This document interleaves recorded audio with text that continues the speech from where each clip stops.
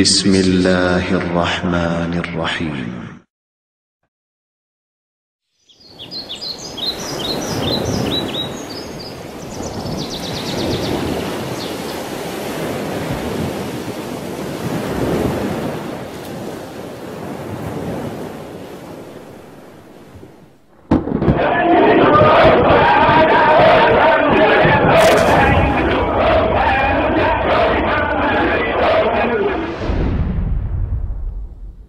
إن الحمد لله نحمده ونستعينه ونستغفره ونعوذ بالله من شرور أنفسنا وسيئات أعمالنا من يهديه الله فلا مضل له ومن يضلل فلا هادي له وأشهد أن لا إله إلا الله وحده لا شريك له وأشهد أن محمدا عبده ورسوله أما بعد السلام عليكم ورحمة الله وبركاته. Mes frères, mes sœurs, sachez qu'Allah vous fasse miséricorde, que nous avons été créés pour adorer Allah, et uniquement pour cela. Comme Allah le dit dans le Coran, وَمَا خَلَقْتُ الْجِنَّ وَالْإِنسَ إِلَّا لِيَعْبُدُونَ. Donc la traduction relative des sens du verset, je n'ai créé les djinns et les hommes, si ce n'est pour qu'ils m'adorent. Et Ibn Abbas nous a informé du sens de cela, qui est d'unifier Allah, de rendre Allah unique. Comme l'a dit le prophète sallallahu alayhi wa sallam dans le hadith connu, lorsqu'il envoya Mu'adh au Yémen vers des gens du livre, il lui dit, la première chose vers laquelle tu les appelles est qu'ils unifient Allah. An yuwahidullah. Sachez que l'unification d'Allah est de trois catégories, toutes réunies dans la parole d'Allah subhanahu wa ta'ala dans Surat Maryam, le verset 65, où Allah dit, dans la traduction approchée du verset, « Il est le Seigneur des cieux et de la terre et de tout ce qui est entre eux. Adore-le donc et sois constant dans son adoration. Lui connais-tu un homonyme ?» La première catégorie est l'unification d'Allah par rapport à sa seigneurie, c'est-à-dire ses actes, les actes du Seigneur, comme le fait de donner la mort, la vie, octroyer la subsistance, etc. Et cela est contenu dans le début du verset. Il est le Seigneur des cieux et de la terre et de tout ce qui est entre eux. Cette catégorie, personne ne la renie, comme Allah le dit dans le Coran, dans le sens du verset, et si tu leur demandes qui a créé les cieux et la terre, ils te diront certainement Allah. La deuxième catégorie est l'unification d'Allah dans les adorations des serviteurs, qui est donc d'adorer Allah seul. Et cette catégorie est présente au centre de ce verset dans la parole d'Allah subhanahu wa ta'ala. Adore-le donc et sois constant dans son adoration. Cette catégorie est celle qui a provoqué l'animosité et les guerres entre les prophètes et leur peuple qui ont refusé de délaisser leur fausse divinité. La troisième catégorie est de rendre unique Allah en ses noms et attributs, et celle-ci est présente à la fin du verset lorsqu'Allah dit « Lui connais-tu un homonyme ?» Et cette forme d'unicité est celle dans laquelle est née la divergence entre les gens de la sunna et les gens de l'innovation. C'est pour cela que notre attention doit être importante envers cette unicité d'Allah subhanahu wa ta'ala, car elle fait partie de la foi correcte. En effet, lorsque l'ange Jibril, alayhi salam, dans le hadith nommé hadith Omar, ou nommé aussi hadith mère de la sunna, comme la Fatiha est nommée mère du Coran, car elle englobe les enseignements du Coran, et ce hadith, lui, englobe les enseignements de la sunna. Donc dans ce hadith, Jibril, alayhi salam, demanda au prophète sallallahu alayhi wa sallam, qu'est-ce que la foi? Et le prophète lui répondit que la foi est la foi en Allah, en ses anges, en ses livres, en ses envoyés, au jour dernier, et en la destinée bonne ou mauvaise. La foi est donc composée de ces 6 piliers, dont le premier et le plus important est la foi en Allah, subhanahu wa ta'ala. Parmi la foi en Allah, il y a la foi en ses noms et attributs qu'il s'est attribués et que son envoyé, sallallahu alayhi wa sallam, lui a attribués dans la sunna authentique. Au sujet de l'importance de ce sujet, le grand savant Ibn al-Qayyim cite dans son livre An-Nuniyya cette merveilleuse citation: « Les âmes n'ont aucun besoin plus immense que le besoin de connaître leur Créateur, de l'aimer, de le citer et de rechercher à se rapprocher de lui par les bonnes œuvres. Et il n'y a pas de chemin menant à cela si ce n'est par la connaissance des attributs et des noms d'Allah subhanahu wa ta'ala. » Donc plus le serviteur d'Allah en est savant, il sera plus savant au sujet d'Allah subhanahu wa ta'ala, et sera plus désireux de l'adorer, et sera plus proche de lui. Et plus il les reniera, plus il sera ignorant d'Allah, désirera moins l'adorer, et sera plus éloigné d'Allah.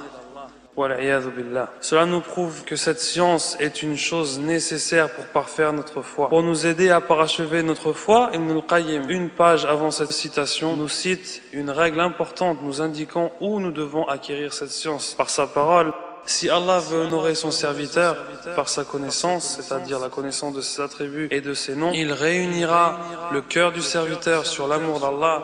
Il ouvrira la poitrine de ce serviteur pour accepter ses attributs parfaits et de les acquérir du chandelier de la révélation.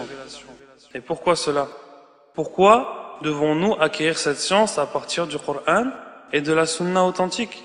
Tout simplement car cela fait partie de l'invisible. Et l'invisible, seul Allah en est savant et il le dévoile à qui il veut parmi ses envoyés qu'il agrée. Comme Allah le dit dans Suratul Jinn, versets 26 et 27, « Savant de l'invisible, il ne dévoile l'invisible à personne, sauf à celui qu'il agrée comme messager. » Cela nous prouve donc qu'au sujet de l'invisible, comme au sujet des adorations, nous ne pouvons pas sortir du Coran, le livre qu'Allah a révélé à son messager. Nous ne pouvons pas non plus sortir de la Sunna, qui est qualifiée dans le Coran comme explication du Coran. Ceci est prouvé par de nombreux récits comme celui-ci, d'après Salman al-Farisi. Il lui fut dit, votre messager vous a tout enseigné, même comment faire vos besoins? Il répondit, Ajal, bien sûr.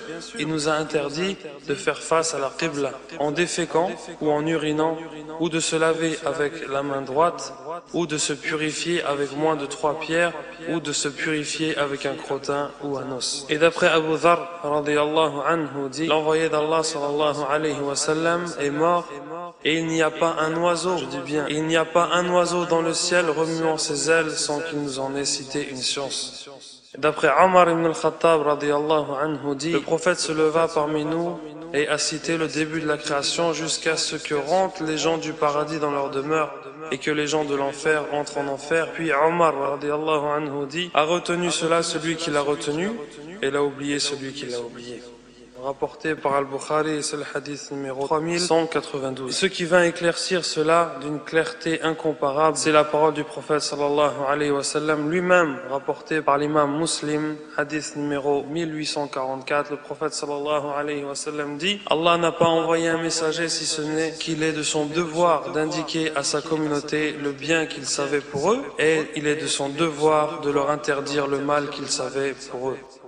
Il est donc impensable avec cela que le prophète ait laissé ses compagnons sans leur apprendre ce qu'ils doivent dire ou croire au sujet de leur Seigneur alors qu'il leur a enseigné toute chose, même une chose minime comme au sujet de l'oiseau c'était auparavant. Il est donc clair que le prophète sallallahu alayhi wa sallam nous a laissé sur une science claire sur tout ce qui se porte au sujet de notre religion et avant tout ce qui est rapporté à la partie essentielle du message divin qui est donc la foi en Allah subhanahu wa ta'ala, en ses attributs et en ses noms.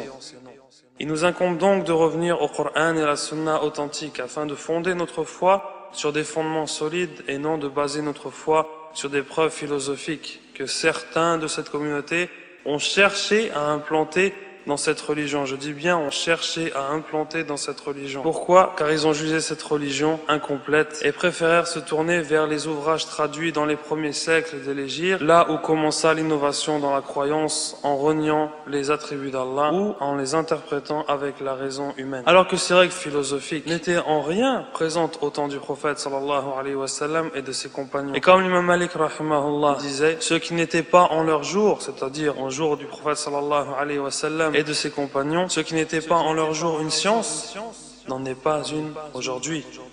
Et les récits de ce genre sont nombreux, comme notamment dans le livre du grand savant Ibn Qudama al-Maqdisi, nommé L'étincellement de la croyance, en arabe Lum'atul I'tiqad, qui est un livre que je conseille à tous ceux qui désirent connaître la foi islamique. Pour finir, je reviens sur le fait de baser notre croyance sur le Coran et la Sunna authentique, et non sur les pensées d'un tel ou un tel prônant la raison ou la grandeur de la langue arabe. Qui sont ceux qui avaient une raison pure? Le prophète et ses compagnons n'avaient-ils pas une raison plus pure que les nôtres réunis? Sans aucun doute, leur raison était bien meilleure que les nôtres. Qui connaissait mieux la langue arabe et son sens, nous ou les Arabes au temps du prophète sallallahu alayhi wa sallam? Encore une fois, sans aucun doute, la réponse est eux. Et pourtant, ils ne reniaient pas les attributs d'Allah, comme le font certains se disant sunnites et ne connaissant de l'arabe, al-ajrumiyya et encore. Ces mêmes frères disant qu'il faut chercher au-delà de l'apparent du texte concernant les attributs d'Allah et nous mettent en garde en disant que le fait de prendre l'apparent du texte est de la grande mécréance, car c'est le fait de faire ressembler Allah à sa créature. Subhanallah. Qui leur a enseigné cela? Qui? Le prophète sallallahu alayhi wa sallam? Ses compagnons? Les élèves des compagnons? Comme Mujahid, qui a lu le Coran à Ibn Abbas et qui s'arrêtait à tous les versets, il lui demandait le sens de ce verset. Qui? Lui, Mujahid, les autres, qui? Aucun d'entre eux. Car eux affirmaient ce qu'Allah s'est attribué comme nom et attribut. Ils affirmaient cela sans aucun moment faire ressembler Allah à ses créatures, car ils mettaient en pratique la parole d'Allah subhanahu wa ta'ala, Laysa kamithlihi shay, wa huwa as-sami'ul basir. Rien ne lui est semblable et il est l'audient, l'omniscient. Il connaissait le sens en arabe des attributs et savait que le comment de ces attributs, nul ne sait si ce n'est Allah. Je finirai par citer la parole d'un savant qui fut philosophe avant de revenir sur la croyance islamique pure et qui est Fakhruddin Ar-Razi qui dit, je cite, « J'ai certes médité sur les routes de la spéculation et les chemins de la philosophie et je ne les ai pas trouvés guérir un malade ou rassasier un assoiffé. Mais j'ai vu que la route la plus proche parmi ces routes est celle du Coran. Je lis pour l'affirmation, c'est-à-dire des attributs d'Allah, la parole d'Allah. Le miséricordieux est établi au-dessus du trône. Vers lui monte la bonne parole. Et je lis quant à la négation de la similitude avec ses créatures, sa parole, rien ne lui ressemble et il est l'audient, l'omniscient. Et la parole d'Allah subhanahu wa ta'ala, eux-mêmes ne le cernent pas de leur science. Puis il dit, celui qui mènera la même expérimentation que moi saura la même science que moi. Ceci est, je crois, assez clair pour nous démontrer que la croyance islamique est claire et se repose sur le Coran et la Sunna et que l'apparent des textes est le but recherché et qu'il est le sens et non le comment des attributs d'Allah subhanahu wa ta'ala et que ni notre raison ni la philosophie ne peut nous conduire vers la croyance islamique pure. Allahu a'lam, Allah est le plus savant. Je demande qu'il prie sur son serviteur et messager Muhammad sallallahu alayhi wa sallam ainsi que sur sa famille et ses compagnons. Wa barakallahu fikum. Assalamu alaykum wa rahmatullahi وبركاته.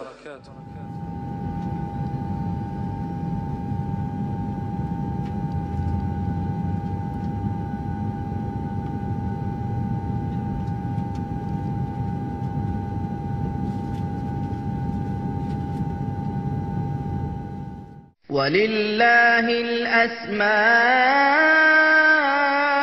الحسنى فادعوه بها وذروا الذين يلحدون في أسمائه سيجزون ما كانوا يعملون.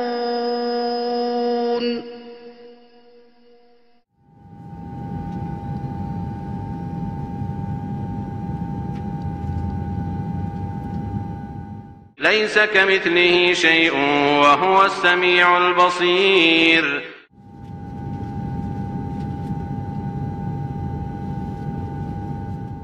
ولا تقف ما ليس لك به علم